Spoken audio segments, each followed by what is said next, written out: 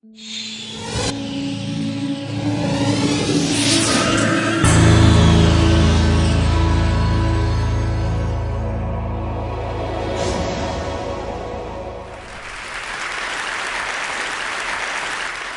few years ago, I felt like I was stuck in a rut. So I decided to follow in the footsteps of the great American philosopher, Morgan Spurlock, and try something new for 30 days. The idea is actually pretty simple. Think about something you've always wanted to add to your life and try it for the next 30 days. It turns out 30 days is just about the right amount of time to add a new habit or subtract a habit, like watching the news, from your life. There's a few things that I learned while doing these 30-day challenges. The first was, instead of the months flying by forgotten, the time was much more memorable. This was part of a challenge I did to take a picture every day for a month, and I remember exactly where I was and what I was doing that day. I also noticed that as I started to do more and harder 30-day challenges, my self-confidence grew. I went from desk-dwelling computer nerd to the kind of guy who bikes to work for fun. Even last year, I ended up hiking up Mount Kilimanjaro, the highest mountain in Africa. I would never have been that adventurous before I started my 30-day challenges.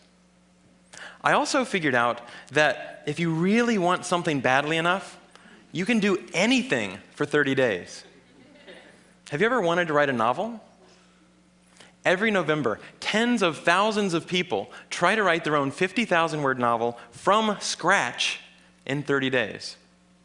It turns out, all you have to do is write 1,667 words a day for a month. So I did. By the way, the secret is not to go to sleep until you've written your words for the day.